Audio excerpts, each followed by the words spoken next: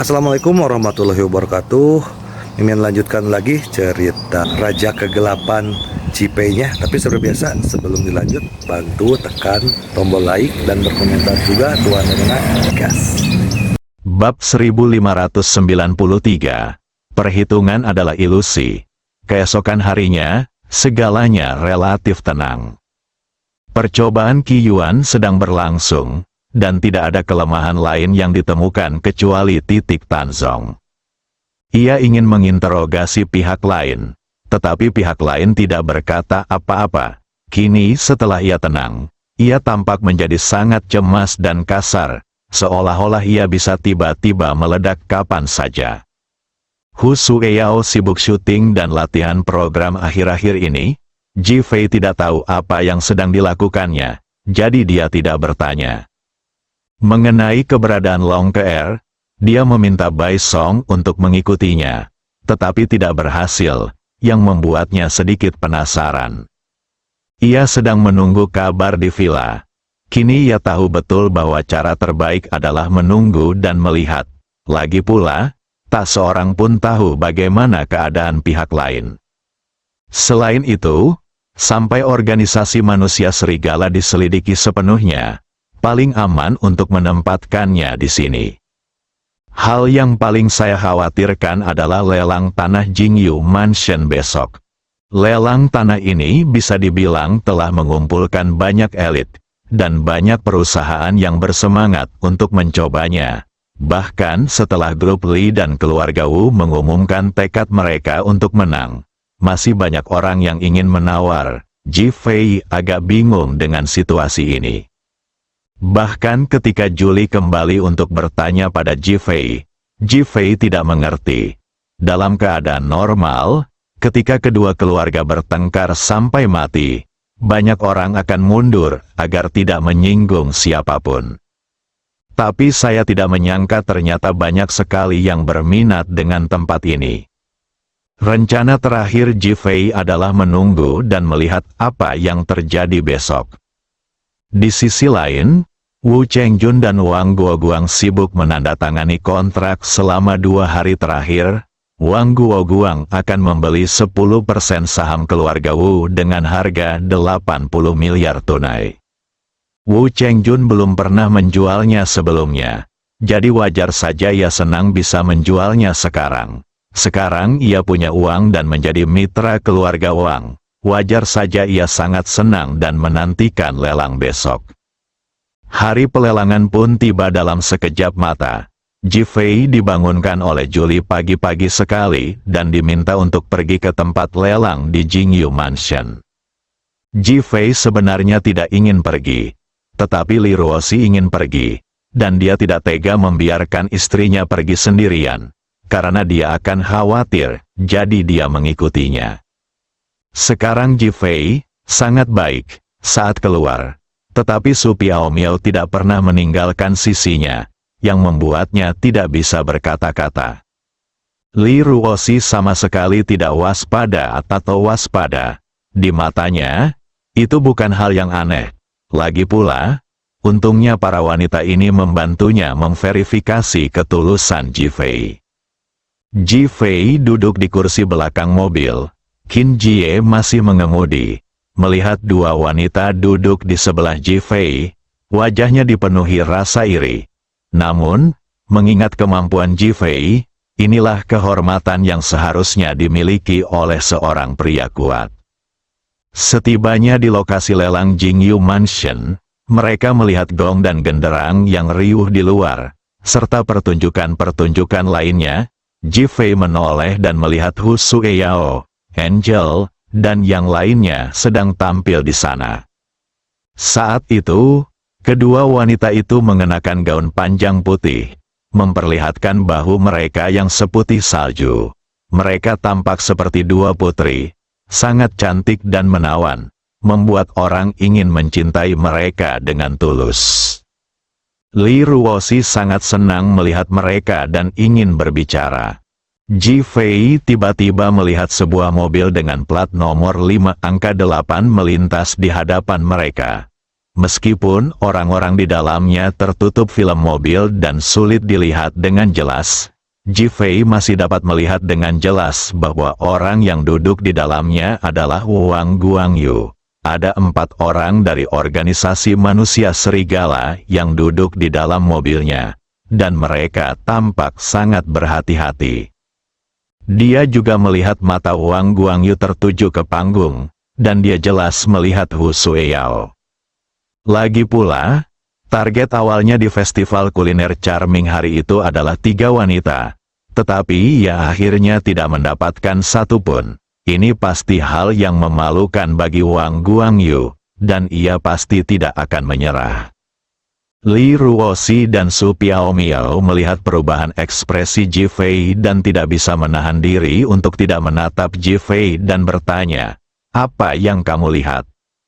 Su Piaomiao, bisakah kau bersusah payah mengubah dirimu menjadi bayangan dan diam-diam melindungi Hu Sueyao dan Angel? Ji Fei memandang Su Piaomiao dan berdiskusi. Su Piaomiao mendengar ini dan menunjukkan ketidaksenangan di wajahnya. Ji Fei, akhirnya aku bisa bertemu orang-orang seperti biasa sekarang. Dan ada begitu banyak orang di sini hari ini. Jarang sekali aku dihargai dan diperhatikan. Kau memintaku untuk melindungi orang lain, tetapi aku tidak bisa berada di sisimu. Apa maksudmu dengan ini? Apa kau pikir aku tidak penting?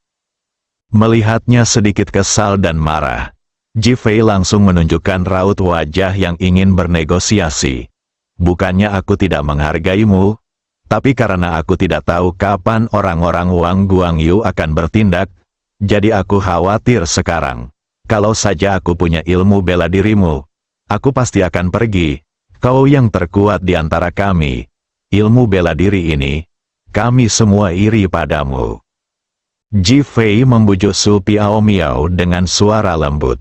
Su Piaomiao awalnya sangat enggan, tetapi setelah mendengar kata-kata Ji Fei, ia merasa jauh lebih baik dan mengangguk kepada Ji Fei. Baiklah, kalau begitu aku pergi. Tapi aku harus memberitahumu sesuatu. Apa yang kalian sepakati, aku akan tidur di kamarmu malam ini. Ji Fei berpikir dalam hati bahwa dia benar-benar gila. Tetapi dia tersenyum dan mengangguk. Oke, aku janji. Setuju, kata Su Piaomiao, lalu berbalik dan menghilang. Li Ruoxi tetap diam sampai Su Piaomiao pergi. Ia menatap Ji Fei dan berkata dengan genit, "Kau akan membiarkannya tidur di kamar kita malam ini?" "Silakan," kata Ji Fei dengan tenang. Qin Jie, sang pengemudi, terkejut, tetapi dia segera berpura-pura tidak mendengarnya. Meskipun ekspresi Li Ruoxi tenang, jelas itu tidak terlalu bagus. Ia bahkan memelototi Ji Fei dengan enggan, menyiratkan apa yang sedang terjadi, dan menyetujui di depan Qin Jie tampaknya membuatnya bisa diabaikan. Ji Fei tiba-tiba mengulurkan tangan dan memeluk Li Ruoxi. "Lepaskan!" teriak Li Ruoxi dengan marah dan mencoba melepaskan diri. Tetapi Ji Fei tidak melepaskannya, ia malah tersenyum dan berkata, "Kalau dia mau di kamar kita bisa tukar kamar saja." "Li Ruoxi, bagaimana bisa kau membiarkan kuda berlari tanpa memberinya rumput?" kata Ji Fei pada Li Ruoxi sambil mengedipkan mata.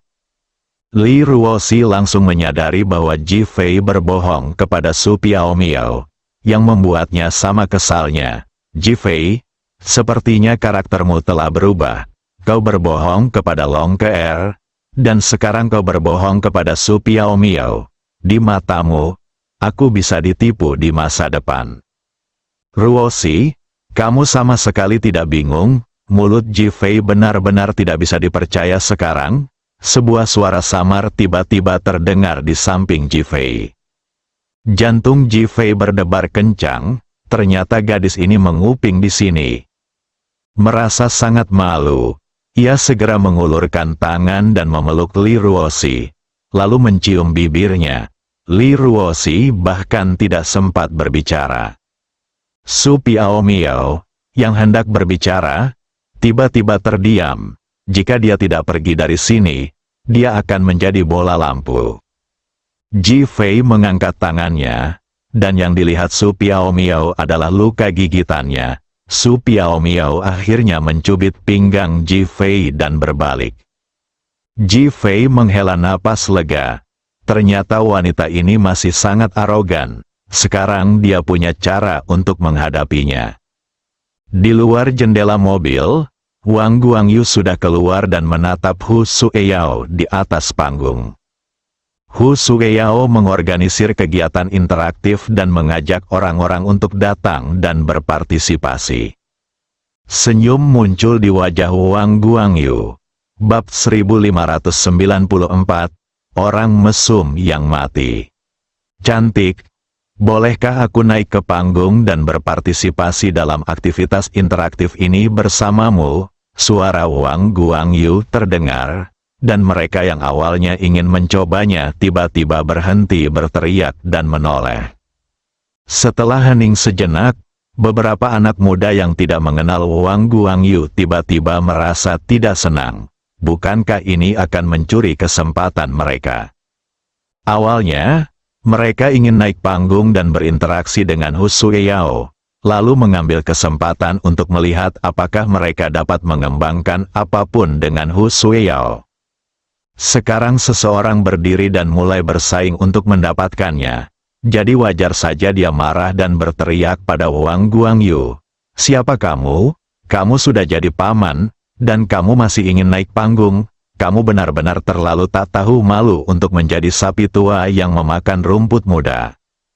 Wang Guangyu berusia hampir 30 tahun. Sementara Hu Sueyao hanyalah seorang gadis kecil berusia awal 20-an. Jadi Wang Guangyu tampak jauh lebih tua.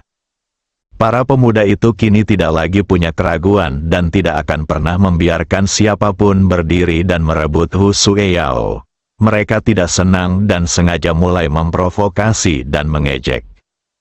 Wang Guangyu mengangkat alisnya ketika mendengar omelan itu. Tepat ketika ia hendak berbicara, seorang pria tampan mengenakan setelan Armani hitam berdiri di samping para pemuda itu. Lelaki itu keluar, dan tepat saat beberapa pemuda hendak membuka mulut untuk menjilatnya, pemuda itu mengangkat tangannya dan menamparkan seorang pemuda di sebelahnya. Apakah kamu buta? Aha, pemuda itu menjerit kesakitan setelah dipukuli, dan segera menatap orang yang memukulnya. Ia hendak mengatakan sesuatu. Tetapi ketika melihat kesuraman dan keganasan di mata pemuda itu, ia begitu takut hingga menelan kembali kata-katanya. Pria yang berbicara dan memukul orang itu bernama Deng Suei, putra ketua grup film dan televisi Motian.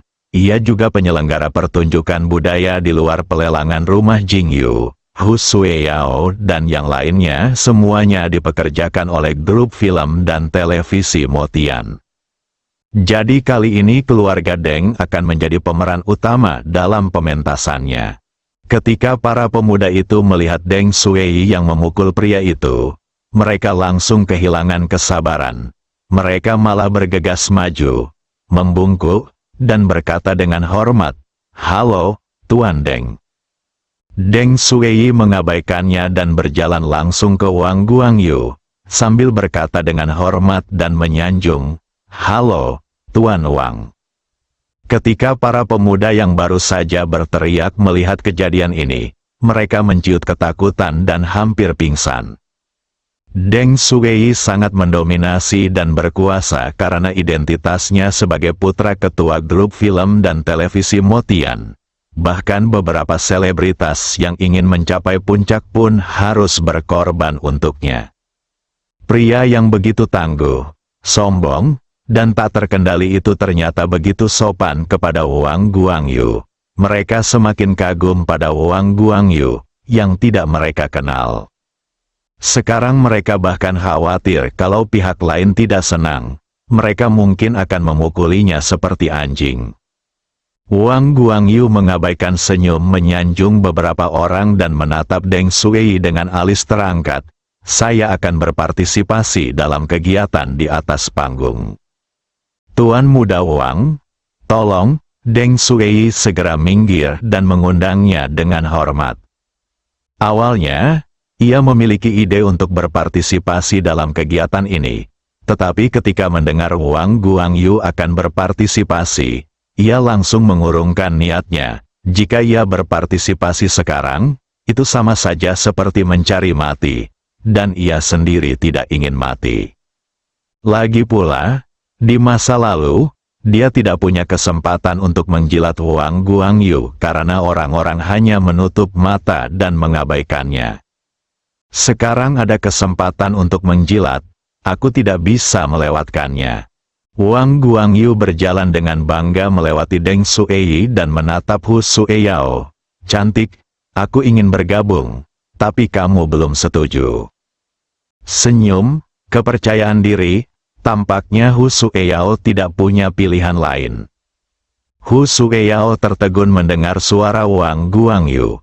Ia tak menyangka akan bertemu pria ini lagi. Jadi ia tak menjawab pertanyaan pertama dan tak menyangka pihak lain akan bertanya lagi. Ekspresinya langsung berubah sangat buruk, dan ia hendak menolak.